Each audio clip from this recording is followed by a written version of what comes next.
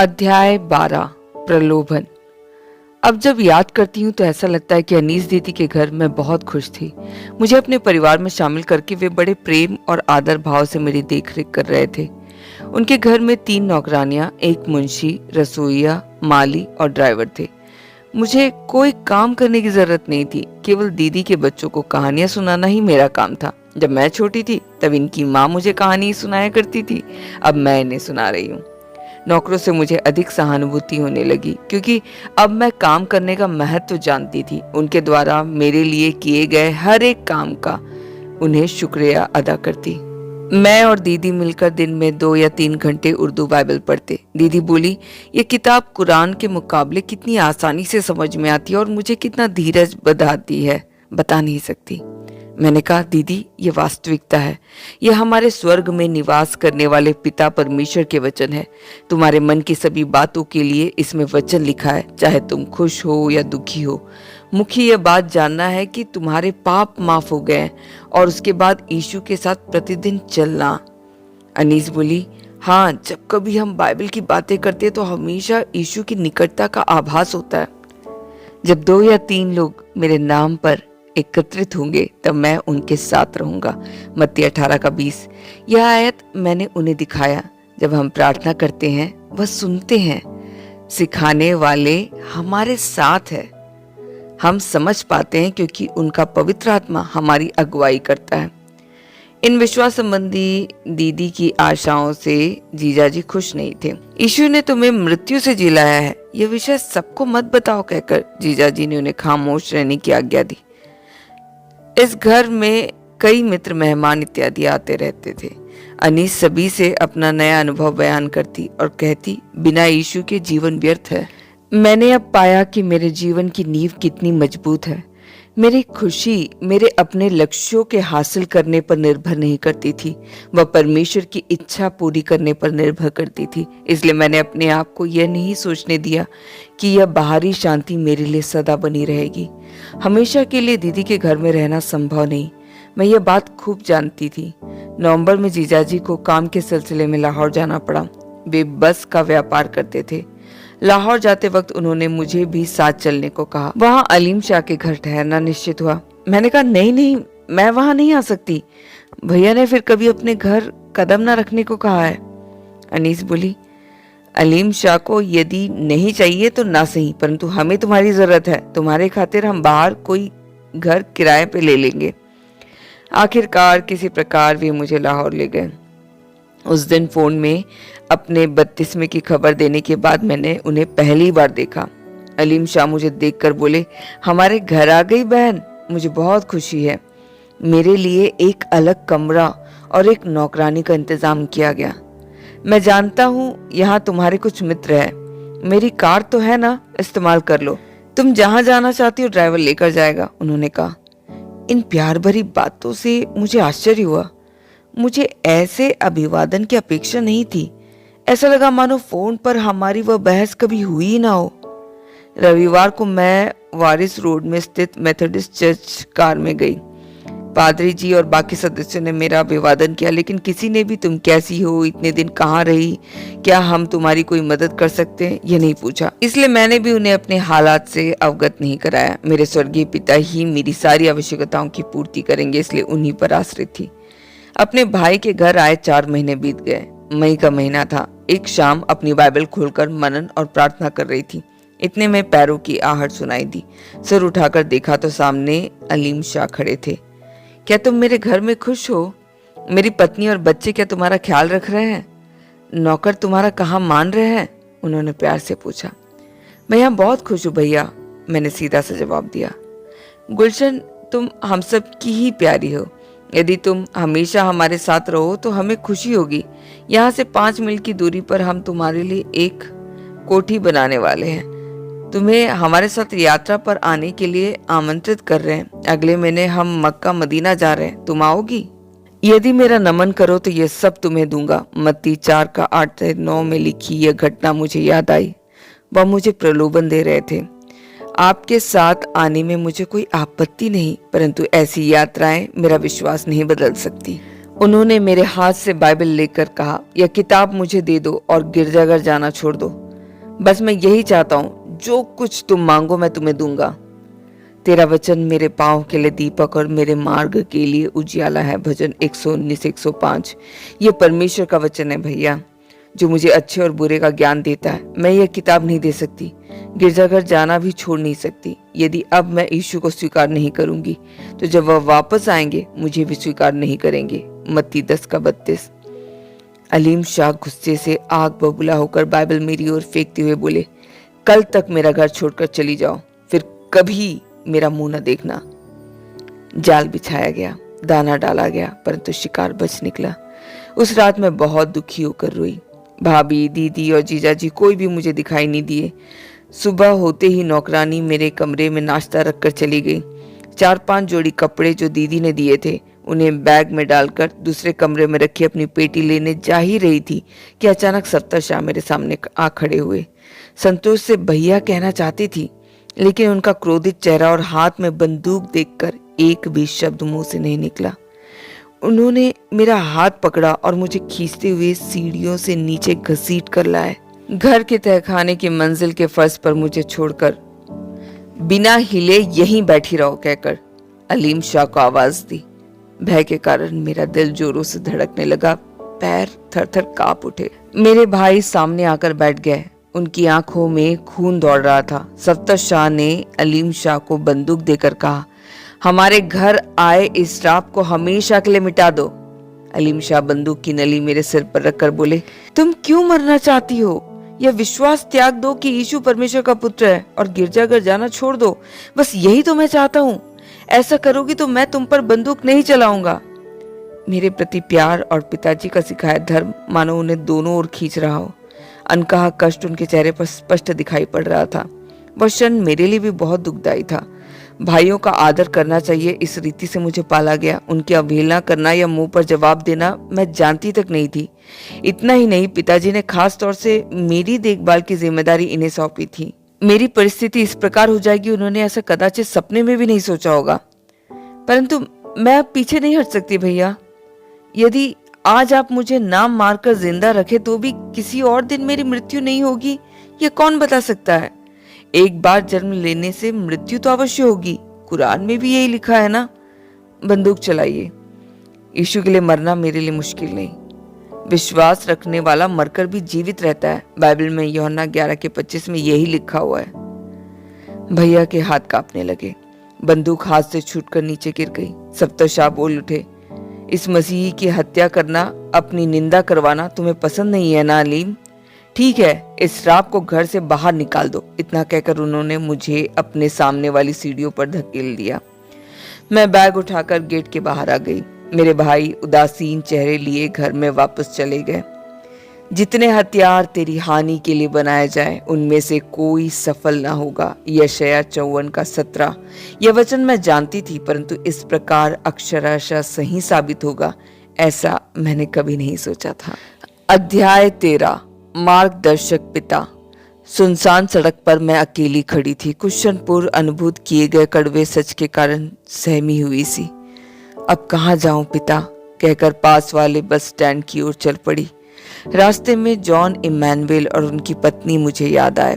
John Emmanuel municipality बाग का माली था। उसके 4 बच्चे थे। उन्होंने मुझे कहा था, कभी भी चाहो तो हमारे पास आ सकती हो, हमारा घर तुम्हारे लिए हमेशा खुला है। मैं उनसे 2 बार मिल चुकी थी। मेरी गवाही सुनना उन्हें बहुत अच्छा लगता। मैं उनके घर का रास्ता जानती थी। बस स्टैंड तक रिक्शा पकड़कर, फिर रेल की पटरियों तक ऑटो लेकर और वहां से पैदल चलकर मदीना कॉलोनी गई। वहां सड़क के पास वाली नालियों में गंदा पानी बह रहा था। उससे कुछ दूर हटकर चलते चलते जॉन इमैनुएल के घर पहुंची। बिमला ने मुझे देखकर दरवाजा खोला। मैंने संक्षेप में उन्हें अपनी आप बीती कह सुनाई और कुछ समय के लिए आसरा मांगा।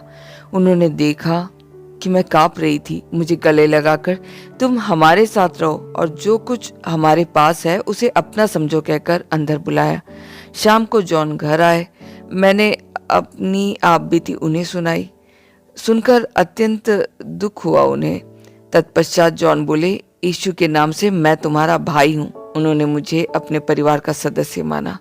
मैंने महसूस किया कि विश्वासियों के बीच का आत्मिक संबंध शारीरिक संबंधों से कई गुना शक्तिशाली है। यह उनका किराए का मकान था। इसमें सिर्फ एक कमरा था। बरामदे को लोहे की सलाखों द्वारा एक और कमरे का रूप दे रखा था।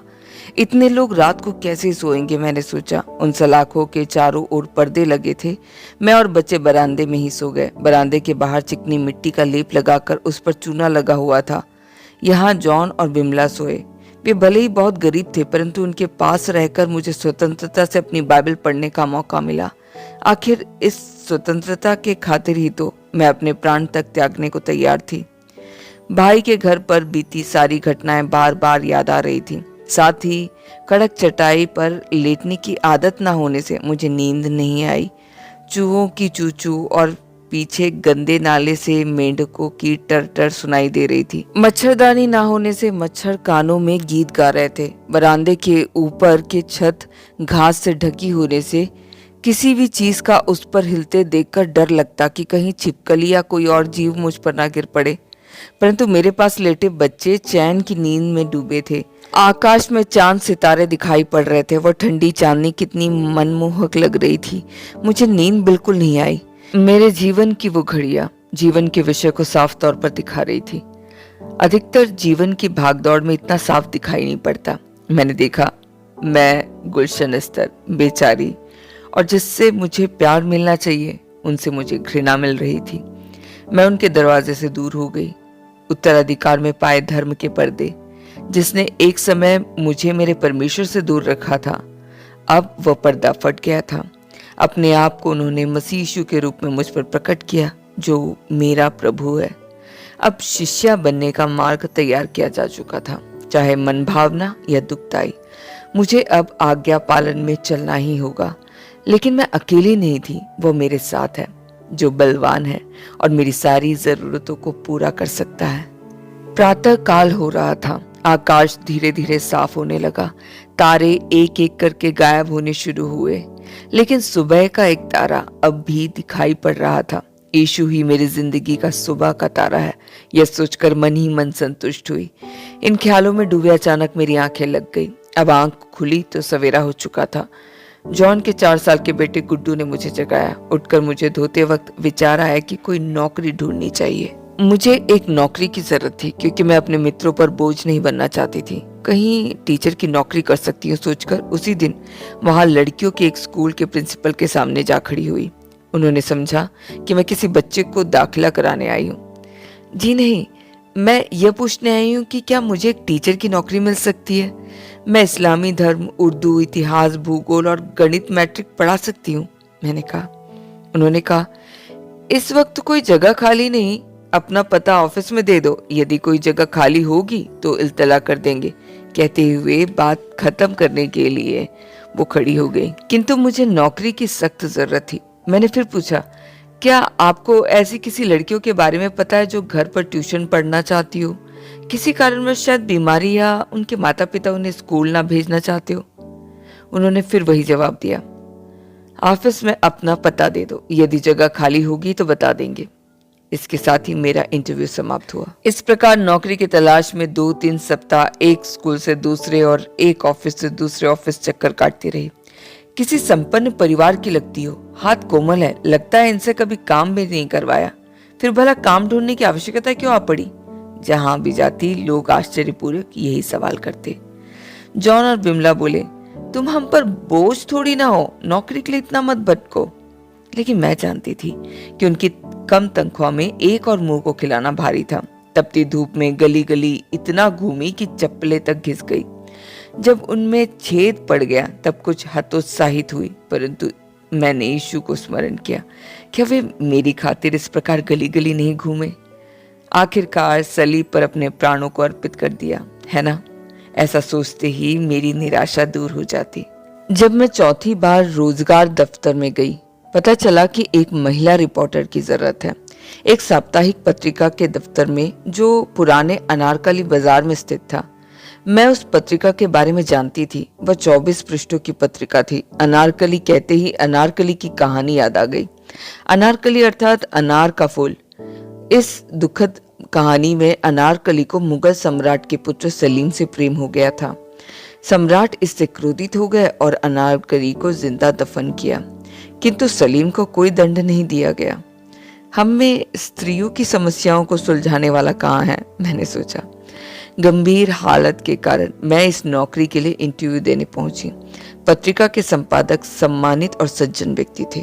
उन्होंने अपने मेज से कुछ दूर रखी कुर्सी की ओर इशारा करते हुए मुझे बैठने को कहा, फिर घंटी बजाकर मेरे लिए ठंडा कोका कोला मंगवाया। मैं जानना चाहता हूँ कि तुम किस लिए नौकरी करना चाहती हो? मेरे माता पिता का देहांत हो गया है। मैं पढ़ी लिखी हूँ, इसलिए दूसरों पर बोझ न बनकर अपने पैरों पर खड़ी होना चाहती हूँ। पर यह बताओ, क्या तुम्हारे भाई बहन तुम्हारी देखभाल नहीं करते? क्या तुम्हारा नौकरी करना आवश्यक है? उनकी शादियां हो गई है और वे अपने अपने परिवार सहित रहते हैं। मैं उन पर भी बोझ नहीं बनना चाहती। मुझे नौकरी चाहिए। क्या तुमने नौकरी के लिए कहीं और प्रयत्न किया? हालांकि मैंने टीचर की नौकरी ढूंढी, परंतु कहीं भी जगह खाली नहीं। कुछ देर सोचकर बोले, ठीक है, कल 9 बजे तक आ जाना। तुम्हें क्या करना होगा बताऊंगा।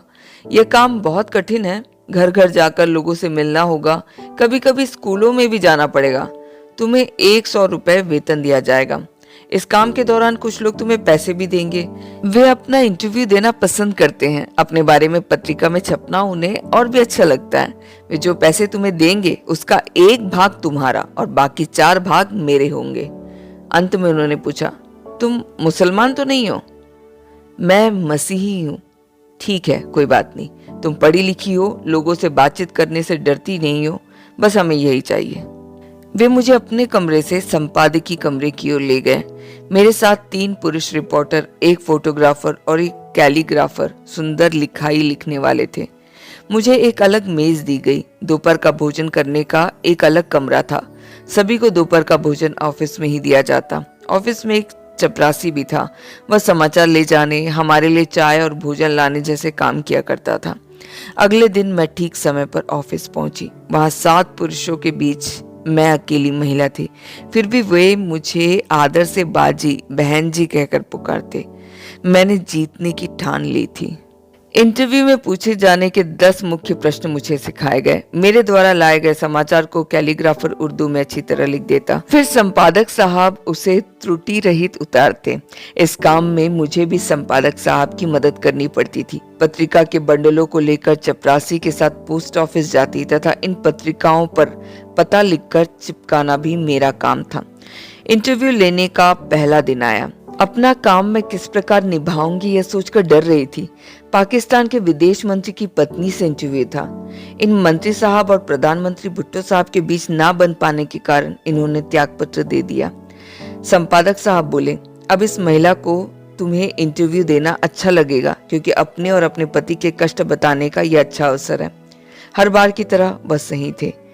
मेरा ध्यान अचानक उस महिला की ओर गया जिसने मुझे जेल की हवा खिलाई थी।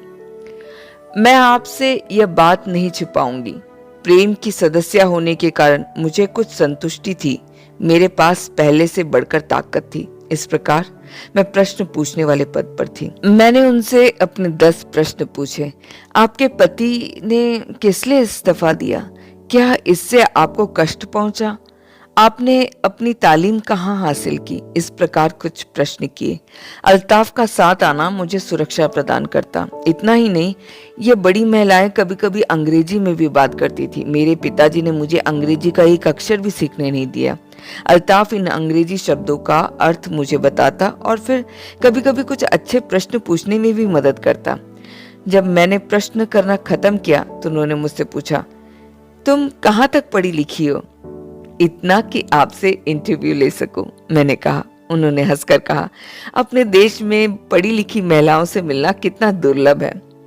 जो समाचार मैं लाई वह हमारी पत्रिका में छप गया। नीचे मेरा नाम गुलशन छापा गया।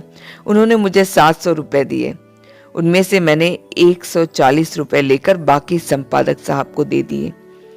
उन 140 रुपयों में से अपने खर्च के लिए 40 रुपए रखकर बाकी 100 रुपए मैंने जॉन इम्मानुएल को दिए। जॉन ने कहा, नहीं नहीं, परमेश्वर को तुम्हारी मदद करते देखना ही हमारे लिए काफी है। परंतु मैंने जबरदस्ती वह रुपए उन्हें दिए। अगली बार लाहौर उच्चतर कन्याशाला की प्राचार्य जी का इंटरव्यू लेना था। ज्यादा पढ़ी लिखी उच्च पदों पर कार्यरत महिला अधिकारियों से मुझे थोड़ा डर लगा, परंतु अल्ताफ ने मेरा हौसला बढ़ाया। अल्ताफ ने कहा, उनकी परिस्थितियां जैसी है वैसा ही उन्हें बयान करने को कहेंगे और जो कुछ वे बताती है उसे अक्षर अक्षर लिख देंगे। हमारी पत्रिका के पाठक अधिक पढ़े लिखे नहीं, इसलिए साधारण प्रश्न पूछना पर्याप्त होगा। अल्ताफ का परामर्श मैंने मान लिया। उनसे गैर सरकारी और राष्ट्रीयकृत स्कूलों के बीच का अंतर पूछा, साथ ही उनके अंतर्गत होने वाले लाभ, हानि और सहायता के बारे में भी सवाल किए। उन्होंने बताया कि एक में स्वतंत्रता अधिक और दूसरों में सुविधा अधिक प्राप्त होती है। इसके बारे में तथा उनके अधीन काम करने वाले अध्यापकों के विषय में तथा पाठशाला के विषय में संपूर्ण जानकारी लिख ली। अल्ताफ को फोटो खींचने के लिए कहा गया। स्कूल की लड़कियां सफेद सलवार कमीज, नीले रंग का दुपट्टा पहने देखने में बड़ी अनूठी लग रही थी। वे बात बात पर हंस पड़ती। संपादक साहब प्रिंसिपल से लिए गए इस इंटरव्यू को पढ़कर मेरी प्रशंसा करने लगे। प्रिंसिपल साहिबा ने रुपए लेने के लिए मुझे बाद में आने को कहा। जब मैं अगली बार गई तो मेरे धर्म परिवर्तन की बात वहां पहुंच चुकी थी। तुम क्यों यीशु पर विश्वास करती हो? उन्होंने प्रश्न किया। देखो, हमारे धर्म में वापस आने में मैं तुम्हारी मदद करूंगी, उन्होंने कहा। तब मैंने उनके और अन्य शिक्षिकाओं के समक्ष अपनी गवाही दी। तुम्हारा विश्वास बहुत पक्का है, कहकर उन्होंने उपदेश देना बंद किया। मुझे यह काम आसान लग रहा था। सारा पाकिस्तान इस पत्रिका को पढ़ता है। पत्रिका के माध्यम से मेरा नाम फैल रहा था। फिर भी मुझे उम्मीद थी कि मेरा बुलावा किसी और दिशा में है। यही विचार मस्तिष्क में घूम रहे थे। मुझे प्रभु ने गवाही देने के लिए कहकर यहाँ क्यों रखा है, मैंने सोचा। इसलिए ऊपरी तौर पर रिपोर्टर का काम कर रही थी, लेकिन अंदर ही अंदर प्रार्थना का जीवन और भक्ति को श्रद्धा से आगे बढ़ा रही थी। मेरे साथ काम करने वाले रिपोर्टर समझ गए थे कि मैं उनसे भिन्न हूँ। कभी कभी वे मेरे मसीह होने का मजाक उड़ाते। क्या एक ईश्वर काफी नहीं, तुम्हें क्या 3 की जरूरत है, कहकर हंसते। मैंने उन्हें बताया, जी नहीं, 3 परमेश्वर नहीं बल्कि 3 प्रकाशन है। यीशु केवल नबी नहीं परंतु परमेश्वर के पुत्र है। पवित्र आत्मा प्रत्येक विश्वासी को यीशु जैसा जीवन जीने की प्रेरणा देता है, विश्वासियों को पवित्र बनाता है। किंतु वे अपने धार्मिक उपदेशों में अटल थे। उन्होंने मेरे विश्वास को हिलाने की कोशिश की, लेकिन वे अपने ही धर्म में स्थिर नजर नहीं आए। मैंने उन्हें कभी दोपहर में नमाज पढ़ते नहीं देखा। उनका धर्म के प्रति मुझे उल्टा सीधा प्रश्न पूछना बीच में रखी लकड़ी की दीवार के कारण दूसरी ओर बैठे संपादक साहब को सुनाई देता था। उनका मजाक मत उड़ाओ, हमारे बीच सिर्फ एक ही महिला कर्मचारी है, उनके साथ इज्जत से पेश आओ, उन्होंने डांट कर कहा। एक दिन 4 बजे ऑफिस बंद होते ही पास वाली मिठाई की दुकान के मालिक यूसुफ साहब मेरे पास आए और बोले, सलाम बीबी जी। मैंने भी उन्हें सलाम कहा। तुम पढ़ी लिखी हो, वरना यह नौकरी कैसे देते? मेरे 3 बच्चे हैं, क्या उन्हें पढ़ा सकती हो? उन्होंने पूछा। मैंने कुछ देर सोचा। संपादक का वेतन कम है, कुछ और पैसों की भी जरूरत है, इसलिए उनके घर जाकर उनकी पत्नी और बच्चों से मिली। उर्दू, गणित, इस्लामिक धर्म, इतिहास और भूगोल प्रतिदिन शाम को 4 से 6 बजे तक पढ़ाने को राजी हो गई। मेरे शाम के भोजन का जिम्मा उनका था। 1 महीने पढ़ाने का वे 150 रुपए देते। रविवार को नहीं आने की बात मैंने उनसे कह दी थी। यूसुफ साहब की पत्नी और बच्चे मेरे अच्छे मित्र बन गए। 6 बजे तक पढ़ाने में अंधेरा हो जाया करता। जॉन इमैनुअल का घर भी बहुत दूर था। उतनी दूर अंधेरे में जाना सुरक्षित नहीं था। लाहौर में अंधेरा होते ही डाकुओं और महिलाओं के अपहरणकर्ताओं का डर लगा रहता। इसलिए मैं गिरजाघर और दफ्तर के पास ही नीलम दंपति के घर रहने लगी। जब मैं अंधे बच्चों के स्कूल में नौकरी करती थी तब से ये दंपति मुझसे परिचित थे। उनके आमंत्रण पर मैं उनके साथ रहने लगी। दिसंबर के महीने तक मैं इस पत्रिका के लिए लगभग 9 बार खबरें लिख चुकी थी। एक बार संपादक साहब ने मुझे बुलाया। मेरे वहां पहुंचते ही वे बोले, तुमने मेरी अपेक्षा से भी अधिक अच्छा काम किया है। मैं तुम्हें यहाँ स्थायी करना चाहता हूँ, परंतु एक शर्त है, तुम्हें इस्लाम धर्म में वापस आना होगा। तुम किस कारण यीशु की अनुयायी बन गई, ये सारी कहानी मैं जानता हूँ। यीशु को छोड़ दो, तुम हमारे घर में ही रह सकती हो। तुम्हारी मदद करने के लिए एक और महिला रिपोर्टर का इंतजाम कर दिया जाएगा। तुम्हारा वेतन 1000 रुपए तक बढ़ा दूंगा। अचानक मुझे उनके कहे शब्द समझ में आए और सच्चाई नजर आने लगी। तब मुझे पता चला कि वे अलीम शाह के मित्र थे। संभवतः दोनों एक ही क्लब के सदस्य थे। इसलिए पूर्व अनुभव ना होने के बावजूद यह नौकरी देकर मुझ पर एहसान किया। आखिरकार मुझे पीछे की ओर खींचना ही उनका लक्ष्य था। मुझ पर कृपा दिखाने का शुक्रिया। इस नौकरी में निरंतर बने रहने की मैं इच्छुक तो हूं, परंतु यीशु को नहीं छोड़ सकती। वे मेरा जीवन है। उनमें जो जीवन तथा शांति और समाधान मुझे प्राप्त हुआ, वह किसी अन्य धर्म में नहीं पा सकती। उसी दिन संपादक की पत्नी भी मुझसे मिलने आई और बोली, इतनी बुद्धिमान महिला हो, फिर क्यों मसीही बन गई? आपको कैसे बताऊं, मेरी समझ में नहीं आता। परमेश्वर मुझसे स्पष्ट बात कर रहे हैं, मैंने कहा। मुझसे और कुछ न पूछकर वह चली गई। संपादक साहब ने 125 रुपए का लिफाफा मुझे थमाते हुए कहा, हमें तुम्हारे जाने का दुख है। मैं भी दुखी हूं, लेकिन परमेश्वर मुझे कोई और नौकरी दिलाएंगे, मैंने कहा। मेरे दरवाजे तक पहुंचते ही वे बोले, यदि कभी तुम लाचार हो जाओ तब मैं तुम्हारी मदद करूंगा, लेकिन धर्म का यह भेदभाव हमारे बीच हमेशा दीवार बना रहेगा। आप मेरी चिंता ना करें, मेरे परमेश्वर मेरी सहायता करेंगे। मैं मनुष्य की नहीं बल्कि परमेश्वर की सहायता की खोज करूंगी, कहते हुए ऑफिस से बाहर आ गई। मेरे नौकरी छोड़ने की खबर पाते ही अन्य रिपोर्टर ने भी कहा, इतने दिन हमारे साथ रहकर जा रही हो, धर्म के खातिर क्या कोई अपनी नौकरी छोड़ता है? ठीक है, यदि यीशु ने तुम्हें चंगा किया है तो थोड़ा बहुत अर्पण देकर उसे छोड़ क्यों नहीं देती? आप रुपए की बात कर रहे हैं? मुझे यीशु अपने प्राणों से भी अधिक मूल्यवान है। मैं आप लोगों के लिए प्रार्थना करूंगी, कहकर उनसे विदा लिया। जब मैं सीढ़ी उतरने लगी, अचानक निकाले जाने के धक्के से सिर चकरा रहा था, जबकि मैं ऐसा सोच रही थी कि इस प्रकार का आक्रमण अब मुझ पर नहीं होगा। धक्के से संभलने के लिए मैंने दीवार का सहारा लिया। इन सभी कड़वे अनुभवों के लिए जरूर कोई उद्देश्य होगा। अपने मन में मैंने रोकर अपने पिता परमेश्वर को पुकारा और जल्द ही उन्होंने मुझे उत्तर दिया। सांत्वना देते हुए ये शब्द आए, जैसे तेरे दिन वैसे तेरी शक्ति हो। व्यवस्था विवरण 33 का 25। मुझे बहुत धैर्य मिला। उस वक्त मैं नहीं जानती थी कि मैं उस प्रतिज्ञा के देश के पास आ पहुंची हूँ।